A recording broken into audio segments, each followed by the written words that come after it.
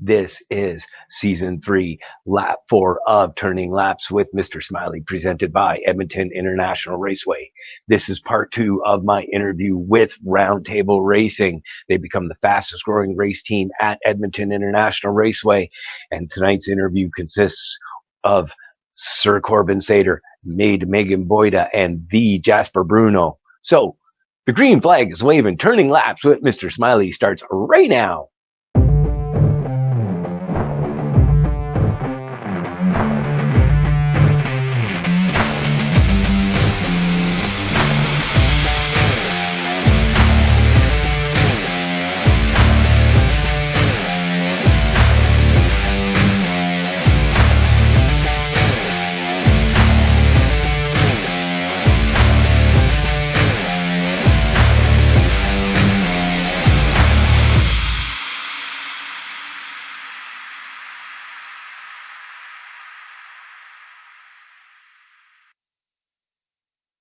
Don't miss your chance to see the most exciting, heart-pounding, adrenaline-inducing racing action. That is the NASCAR Canada Series, when Canada's elite NASCAR drivers return for the biggest racing event of 2025, the Napa 300 at Edmonton International Raceway on July 12th. The weekend kicks off on Friday, July 11th with live and local NASCAR Advanced Auto Parts Weekly Series action. Tickets start at $60 for both nights of racing action. Get your tickets online at edmontonraceway.com. Welcome back, ladies and gentlemen. I have joining me for the interview, starting up on the upper right corner, I've got the Jasper Bruno. Right underneath Jasper is Sir Corbin Satre. And to the left of Sir Corbin, we have Maid Megan Boyda. Thank you, all three of you guys, for taking time out of your busy schedules and agreeing to sit down with me and have a conversation about roundtable racing, your racing season, and how it progressed throughout your very first year of racing at Edmonton International Raceway. We're going to actually start with Jasper on this one. How did you first get started in racing at Edmonton International Raceway? Well, I started as actually just a regular fan in the stands, watching all the cars race by and stuff. And well, I knew I already knew Jeremy Belbeck. That's why I was watching the races in the first place. Watching him and Lucas and all that. And I guess it was just one random day, after race season, I just remember I texted my mom and I was like, how would you feel if I wanted to do racing? Like, how would you feel about that? And that was the start of it all, I guess. Just a simple text message. A simple text message is all that it took. And to follow up that question, what was your mom's reaction? She was like, no, are you sure? No, you're not sure. All right, Sir Corbin, your turn. I never really went to all the races at the track throughout the season. There was a couple I went to, but Megan's dad invited us out to the track to take some of the cars for the spin, and got doing that a little bit. And I remember climbing out of the car, just smile from ear to ear, and my dad's like, oh, this is going to be interesting. And Jeremy came up to me and asked my dad, what do you think about signing him up for racing? And I remember my mom looking at me there and like, oh, you better not. But couldn't say no to me because I was all gung-ho for signing up for that. Well, that's awesome. And finally, what about you, Megan? I'd say I was always pretty interested in it, and then the summer before I had gone to a couple races and I was like, this seems really fun. So then my dad reached out to Jeremy because he heard that Jeremy was building a team and stuff, and then he's like, you know who else would love this? Corbin. So then we reached out to Corbin and his family, And then we went for a test drive at the track, and I loved it. So, yeah. And what was your family's reaction to you wanting to get in the racing? They were super down for it. Like, my dad was super supportive, and he was like, "Oh yeah, like I'll come in the pits with you and stuff." And then my mom was definitely more iffy about it. Like, she didn't want me to crash or anything, but I think she got pretty excited about it too. And I got to ask about your grandfather. What'd he think of that? I mean, after all, he is the MLA for Alberta, right? Yeah, he was So super excited to come down to the races and see it, and yeah. I know just prior to the start of the NASCAR Canada Series race, when he was lined up on the front stretch with everybody, they were talking amongst themselves, and your name definitely got brought up. Oh, really? Oh, yeah, he was so proud of you. All right, so Sir Corbin, this is going to start off with you on this one. Going through the point standings, all of you did really good. Megan, I know you didn't race the full season. Corbin, you pretty much raced the full season, and Jasper, you had all of you had mechanical issues that knocked you out for a while. But Corbin, 457 points you got, and that garnered you Rookie of the Year in the Future Stocks. What did that make you feel like, bud? I was definitely excited for it. Went on vacation, and I knew I was taking a risk because losing points. Because me and Jasper were very close. Megan was there too, but I know Jasper and I were really close. So coming back, I knew I had to make sure I got good points finishes, and that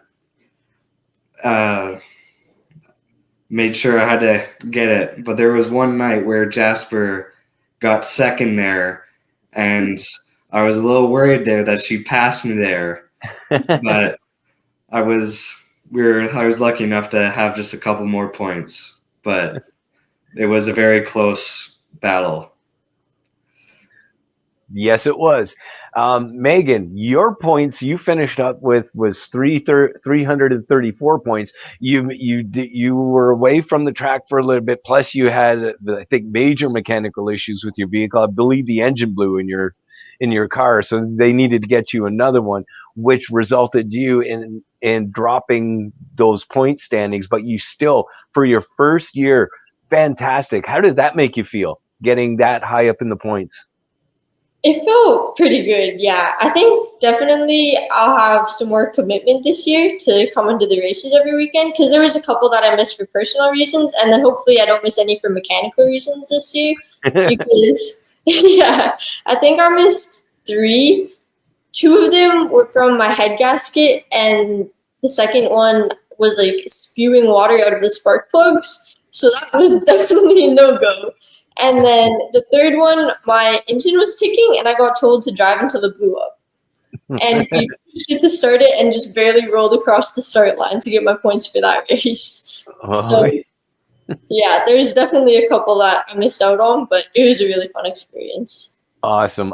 Yeah, when you're told to run it till she blows up, that's what you do. You run it until she blows up. Yep. And Jasper, you came in 5th in the points with 447, just 10 points behind Corbin. And if you got those extra few points, and got ahead of Corbin, you would have been Rookie of the Year. But you know what? Hey, you had a fantastic finish. Also, what did that make you feel like? Honestly, I wasn't expecting to podium really, but you know what?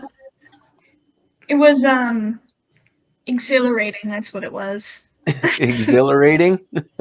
Now, you definitely had some mechanical issues with your car. I mean, you ended up shearing off the right front tire in one of the races, which set you back a couple of weeks because you needed to do the repairs on the car. How did that make you feel? Like, did that take your motivation down, or how'd you bounce back from that? I guess it took a little bit more time to adjust. It was kind of a little spook there, but yeah, I think racing around the track every weekend, it just builds up your confidence gradually. So. And Megan, same question for you. I mean, you did have all those failures, and you were out for just quite a little bit longer, which is the reason why you dropped so far down in the standings. Did you lose your motivation, or did that just make you want to work harder when you did come back with that newer car? I don't think I ever lost my motivation for it. Even when the head gasket blew like the second time, we were just in the shop, like, because it's fun working on cars too. Like, it's always disappointing when it doesn't work out, but then you just go back in the shop. Nothing much else to do. And same question for you, Sir Corbin, because you did also have a couple of mechanical failures. So the same question: did that kill your motivation? No,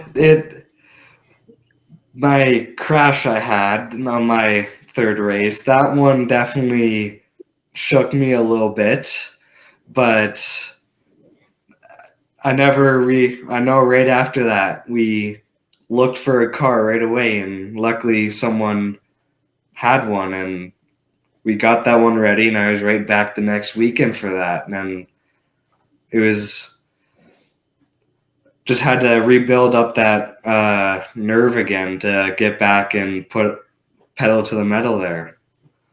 Yeah, I remember we had that conversation on the front stretch when the fans were coming around, and I put you on the microphone and I put you on the spot because that was a bad wreck when you hit the wall like that. It didn't. We were all like, "Oh, that had to hurt. That had to hurt." But no, you even said that the next weekend. It's like, yeah, I just shook it off. You were sore though for a little bit. Oh, I was sore, yeah. Okay, and Megan, you brought up a point of going in and working on the race cars, and that's Jeremy's doing, right? So how has Jeremy influenced? This is to all three of you, and we're going to start with you, Megan. How's Jeremy influenced you in racing so far?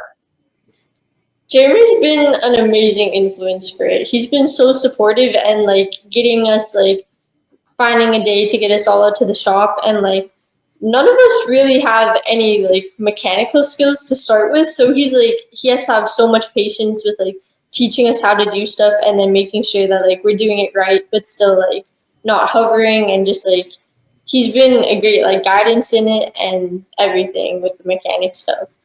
Yeah. Jasper, same question. I really like what Megan said.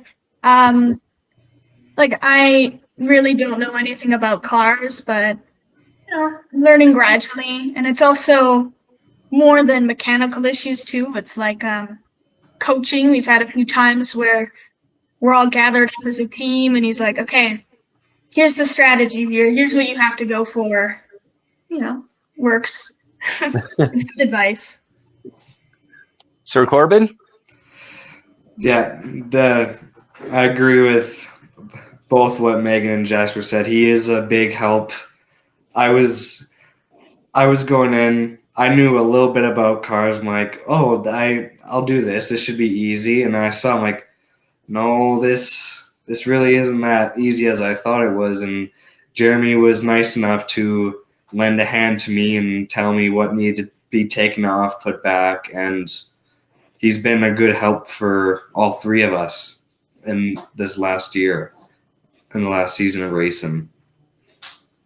Okay, and to take it on to your other teammate now, how has Lucas influenced or mentored you guys throughout the season? Corbin?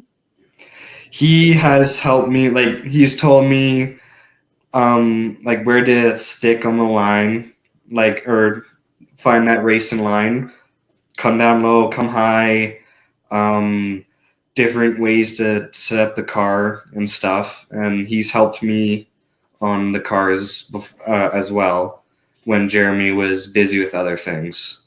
He's helped as well. Jasper?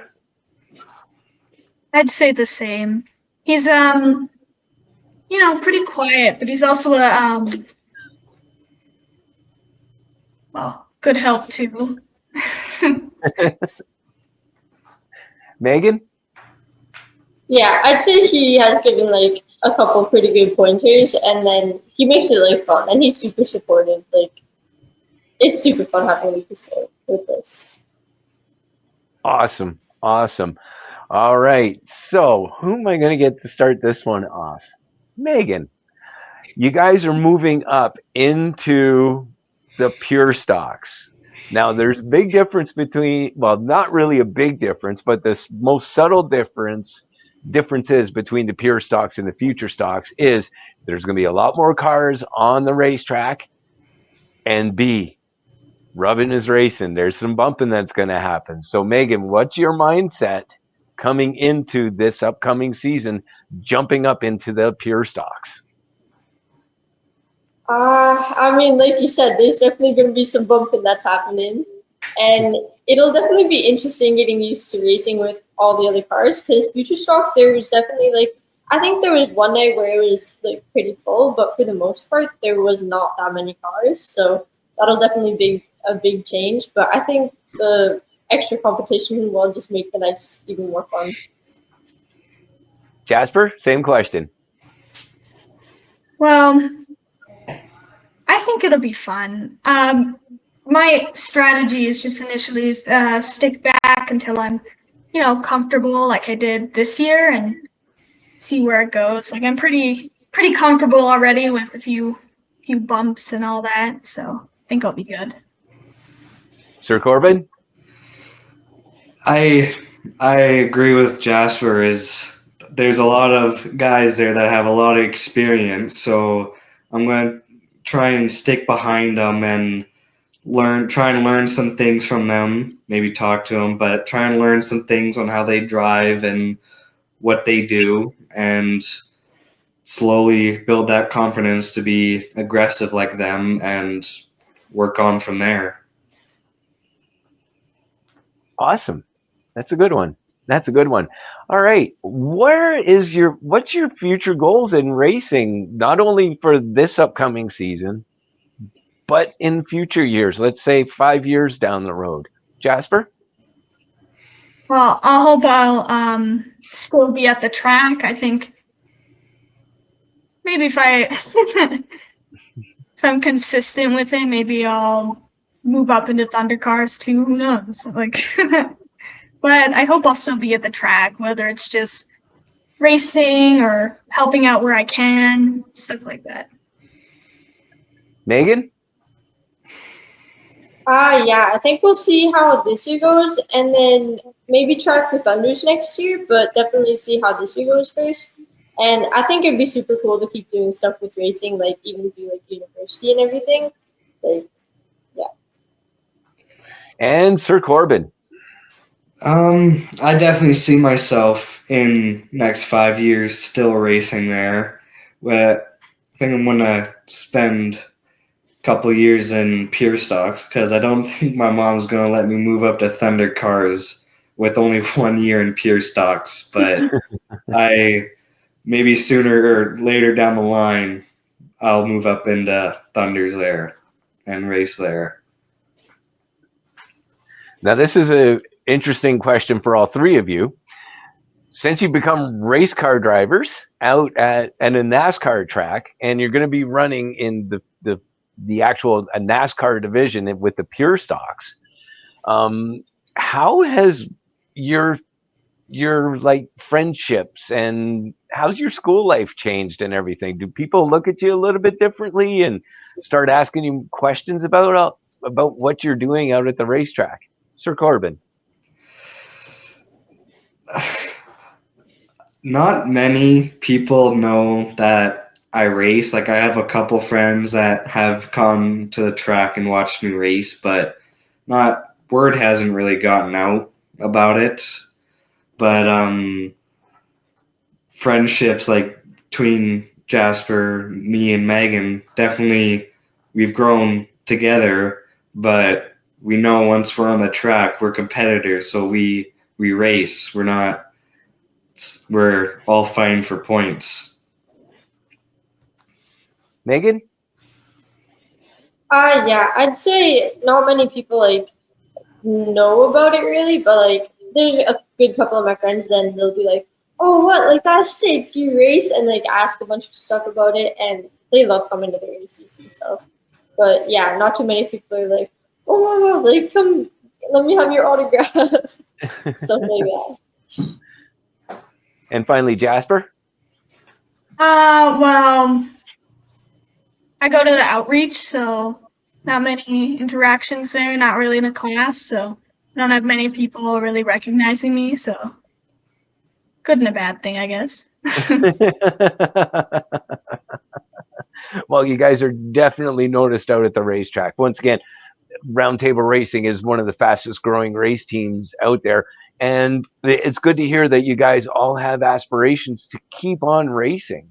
I did have that interview with Kevin Lacroix, and the question that I asked him at the end of the show was, what advice can you give to the younger drivers moving up and want to further the career? And he just says, just keep sticking with it. So if you've got that aspirations to keep on going, please, by all means, the more cars on the track, the better the show is going to be for the fans that are going to be up in the stands, right? Mm-hmm. Yeah. And you guys all got fans, that is for sure.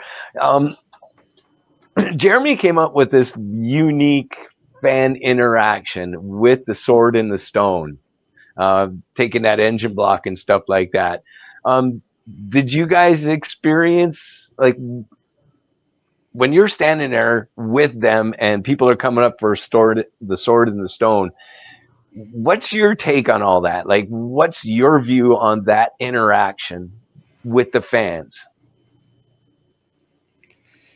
And it's an open question. One of you could just jump in on that one.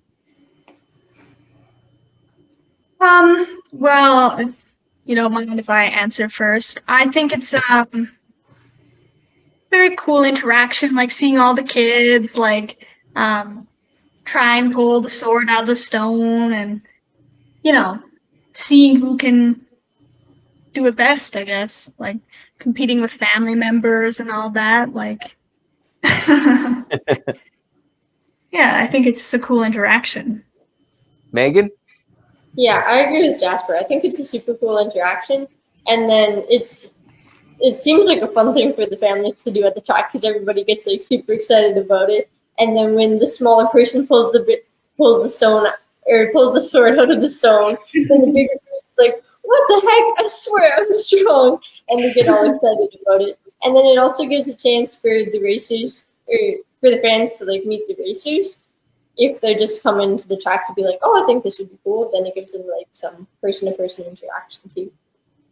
And lastly, Sir Corbin, your view on that?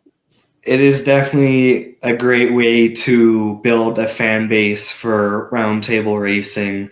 And it's also a good little activity, I guess, to keep bringing people back to the track every weekend and coming out to watch racing and getting into it and hopefully inspiring young racers or younger kids to join racing and get involved with that.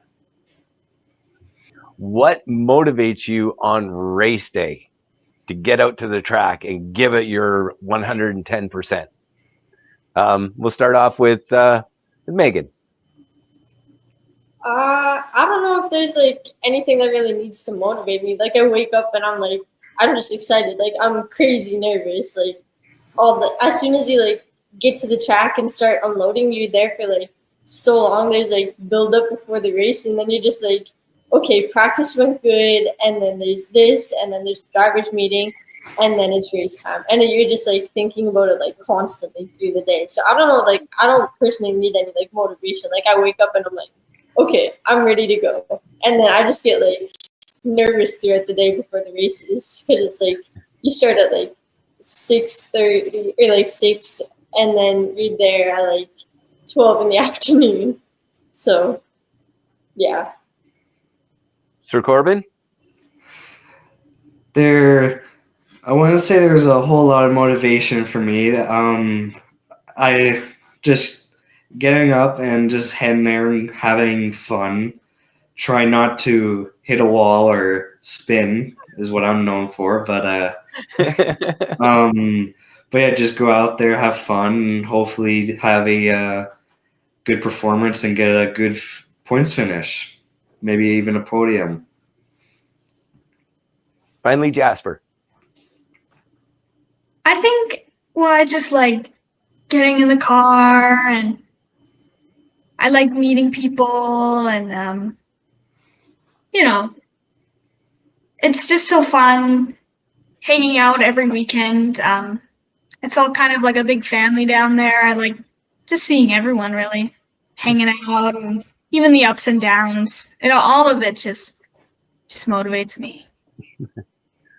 And do either one of you have any pre-race ritual that you like to, keep doing every race weekend? Corbin?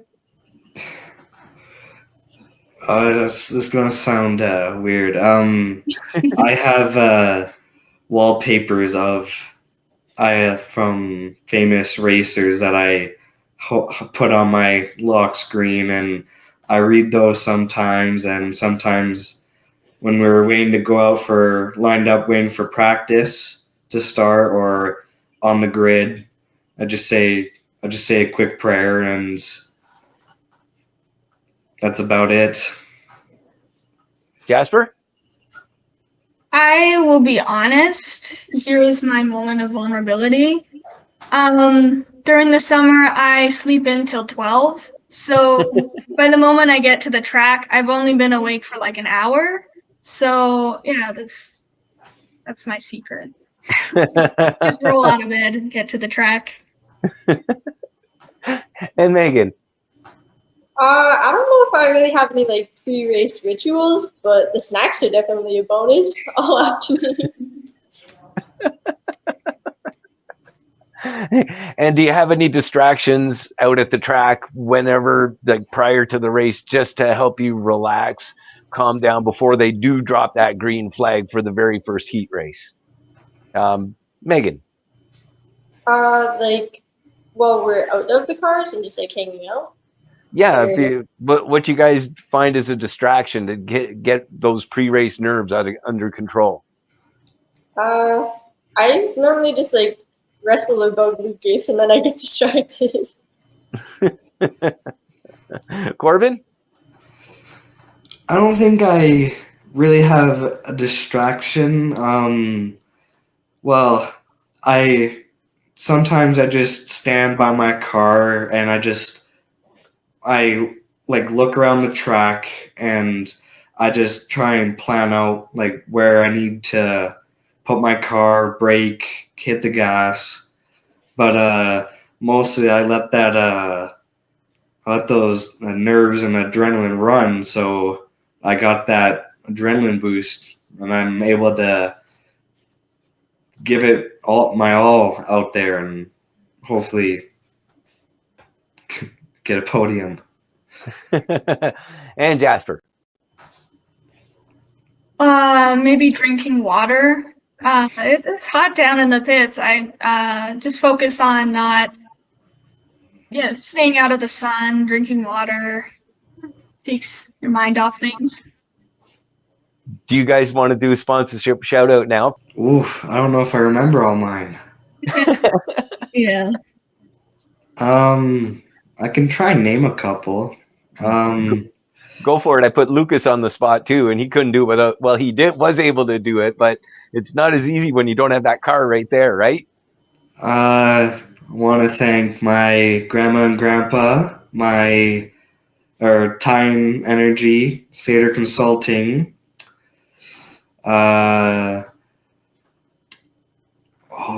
Bear Tracks, Pump Jack Services, I know there's one more. Eagle Alloys. There's a couple more there, but I don't have my list with me right now. Again, not so easy when you're put on the spot, right? Yeah. Yeah. Megan, can you remember yours? It's a lot easier with the list, I gotta say. Marmon Railster, Eagle Alloys. I'm trying to think. There was a tire one. I'm trying to remember what the stickers look like right now. I don't remember all of our sponsors, but definitely my dad and Jeremy for sure. They were both big. Jasper? I'd like to thank Samson Cree Medical Services, and that was the main one that I memorized. Sorry to all other sponsors. Perfect. Again, it's not as easy when you don't have the car or the list in front of you. No, it's not. No, but you guys did awesome. You did awesome. Once again, thank you for your time, guys. Thank you. Okay, No, thank you so much for inviting us. No, thank you once again. This was fun.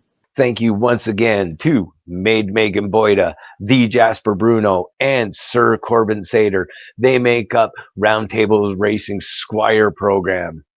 If any one of you are interested out there in sponsoring any one of the drivers or the race team and becoming partners with Roundtable Racing, I have Roundtable Racing's deck on the view screen for everybody to have a look at. Contact me at tracksidebiz@gmail.com. And we'll go over some of the options that we have available for partnering and sponsoring Roundtable Racing as a whole team or individual drivers. The views, thoughts, and opinions expressed are mine and the guests appearing on Turning Laps with Mr. Smiley and do not represent the views, thoughts, and opinions of Edmonton International Raceway, also known as EIR, EIR's sponsors or racers, NASCAR, the NASCAR Canada Series, and their affiliated sponsors. The material and information presented here is for general information purposes and entertainment only. The Turning Laps of Mr. Smiley name and all forms and abbreviations are the property of its owner, and its use does not imply endorsement of or opposition to any specific organization, product, or service. And now this is the checkered flag. Thank you once again to Roundtable Racing's Maid Megan Boyda, the Jasper Bruno, and Sir Corbin Satre. And of course, a huge thank you to you, the fans. Don't forget to like, share, and subscribe to the podcast. Stay tuned for the next Turning Laps at Mr. Smiley presented by Edmonton International Raceway. Until next time, keep smiling, everybody. Don't miss your chance to see the most exciting, heart-pounding, adrenaline-inducing racing action. That is the NASCAR Canada Series, when Canada's elite NASCAR drivers return for the biggest racing event of 2025, the Napa 300 at Edmonton International Raceway on July 12th. The weekend kicks off on Friday, July 11th with live and local NASCAR Advanced Auto Parts Weekly Series action. Tickets start at $60 for both nights of racing action. Get your tickets online at edmontonraceway.com.